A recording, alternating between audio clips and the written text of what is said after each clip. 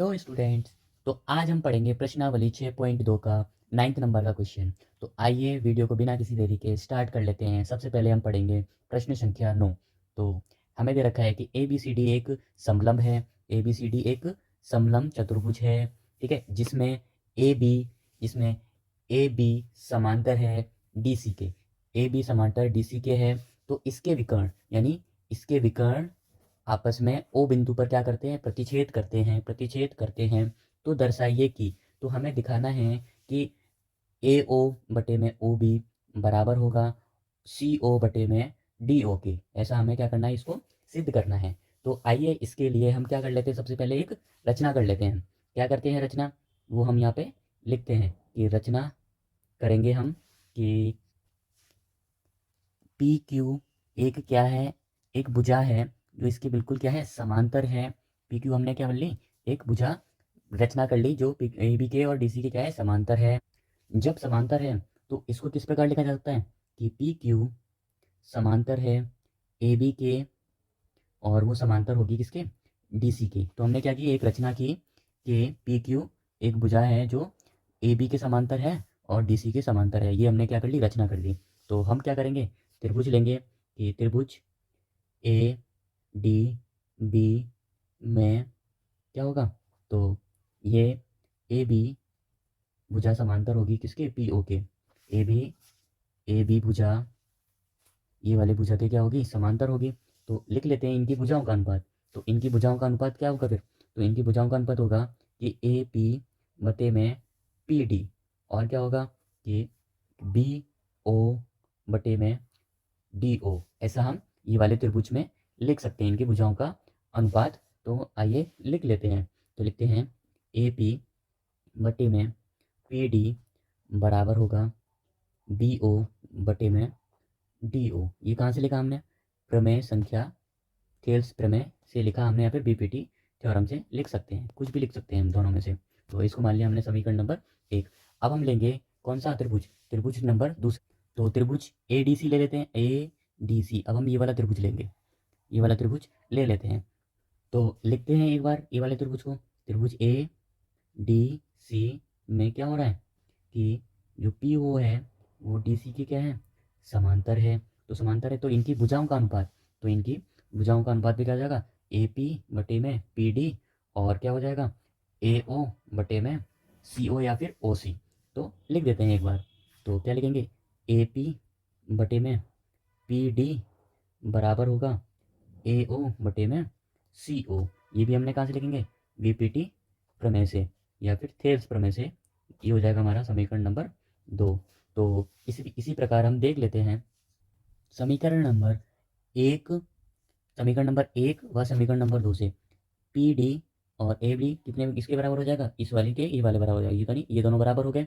तो ये दोनों भी साइड क्या हो जाएंगी, बराबर हो जाएंगी। तो बराबर हो जाएंगी तो एक बार इसको लिख लेते हैं। तो कैसे होगा कि बी ओ क्या हो जाएगा, बी ओ डी ओ के बराबर हो जाएगा, और ए ओ बटे में सी ओ हम लिख सकते हैं। तो हमें प्रूफ क्या करना था, प्रूफ हमें करना था ये चीज़। अभी हमें क्या करना पड़ेगा, इनकी पोजीशंस को, यानी इसको हमें क्या करना पड़ेगा, इंटरचेंज, यानी जगह इनकी बदलनी पड़ेगी। इसको इधर भेज देते हैं और ये वाली साइड को नीचे भेज देते हैं। तो इसी प्रकार हम लिख सकते हैं, यहाँ लिख लेते हैं साइड में थोड़ा सा कि क्या हो जाएगा, सी ओ बटे में डी ओ बराबर ए ओ बटे में बी ओ। यही हमें क्या करना था, यही हमें शो करना था। तो ये हम क्या कर चुके, दिखा चुके, यानी सिद्ध कर चुके।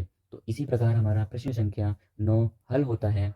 तो हेलो स्टूडेंट्स, आज हम पढ़ेंगे प्रश्नावली 6.2 का लास्ट क्वेश्चन, 10th नंबर का क्वेश्चन पढ़ लेते हैं आज हम। ठीक है, तो सबसे पहले हम स्टेटमेंट पढ़ते हैं, क्वेश्चन पढ़ते हैं कि एक चतुर्भुज ए बी सी डी के विकर्ण परस्पर ओ बिंदु पर इस प्रकार प्रतिच्छेदित करते हैं। तो हमें क्या दे रखा है, एक ए बी सी डी नाम का एक चतुर्भुज दे रखा है। ठीक है, तो और उसके जो विकर्ण हैं एक बिंदु यानी ओ पर क्या करते हैं, एक दूसरे को प्रतिच्छेद करते हैं। इस प्रकार प्रतिच्छेद करते हैं कि इनकी भुजाओं का अनुपात क्या है, बराबर है। जैसे कि ए ओ बटे में बी ओ, ठीक है, और क्या दे रखा है, सी ओ बटे में डी ओ। ये हमें दिया हुआ है यानी दे रखा है। तो दर्शाना है यानी सिद्ध करना है हमें कि ए बी सी डी एक क्या होगा, समलंब चतुर्भुज होगा। ऐसा हमें क्या करना है, शो करना है। तो इसके लिए हमें क्या करना पड़ेगा, सबसे पहले रचना करनी पड़ेगी। तो रचना कर लेते हैं हम सबसे पहले कि ओ से पी पे हमें क्या किया, एक रेखा खींची, वो उसका नाम दे दिया पी। ठीक है, तो रचना हमने क्या की वो लिख लेते हैं कि रचना जो हमने की लिखते हैं उसको कि पी ओ समांतर है ए बी के। तो पी ओ ए बी के समांतर है तो त्रिभुज कौन सा बनेगा, त्रिभुज ए डी बी। त्रिभुज A D B, A D B, E वाला त्रिभुज बड़ा वाला।